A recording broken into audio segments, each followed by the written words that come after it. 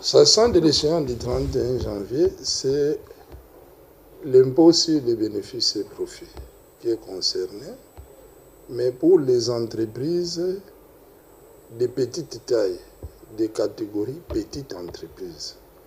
Parce que dans les entreprises de petite taille, nous avons deux catégories, les entreprises, les petites entreprises et les micro-entreprises.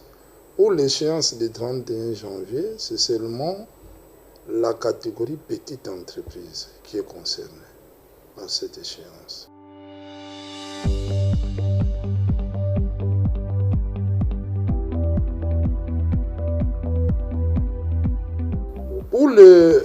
Il ne s'agit pas en fait d'un acompte, mais la loi parle de quotité.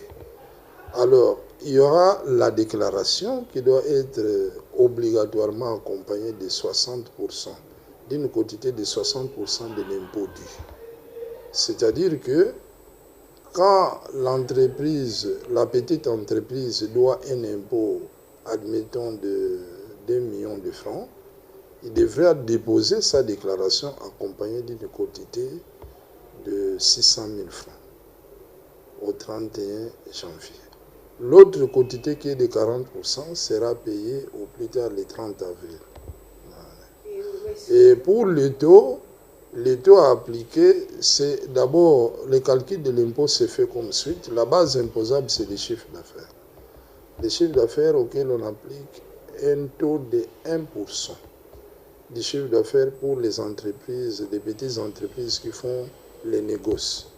Les négoces, c'est-à-dire la vente, l'achat pour la vente, et 2% pour les entreprises de services.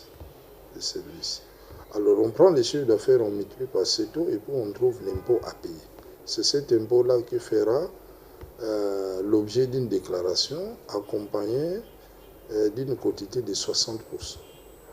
Il va sans dire que quand il n'y a pas la quotité, la déclaration n'est pas valide.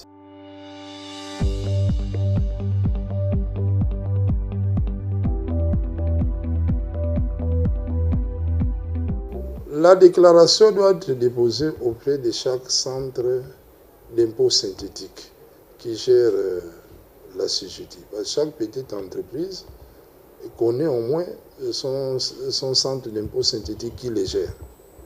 Et souvent, les centres synthétiques, ici à Kinshasa, c'est selon chaque commune. Il y a 24 centres d'impôt synthétiques.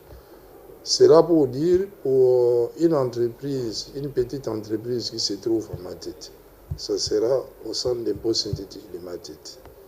Celle qui se trouve à la Gombe, ça sera au centre d'impôt synthétique de la Gombe. C'est auprès de ces centres qu'ils doivent se rendre pour retirer la déclaration. Mais si jamais ils ne veulent pas accomplir cette formalité, ils peuvent télécharger la déclaration dans le site web de la DGI. Le site web, c'est www.dgi.com.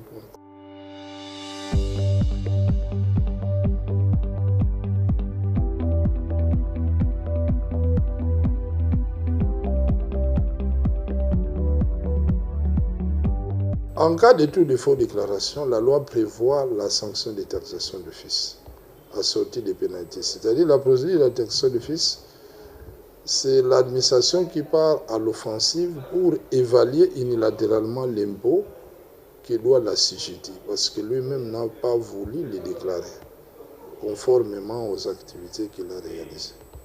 Et alors, cette taxation d'office n'est pas toujours la bienvenue pour la CGT. Peut-être l'administration, suivant les renseignements ou les informations qu'elle peut avoir, parfois il peut mettre à charge de la CGT peut-être un impôt plus important que celui que la CGT aurait dû payer s'il avait déclaré volontairement son impôt à l'échéance.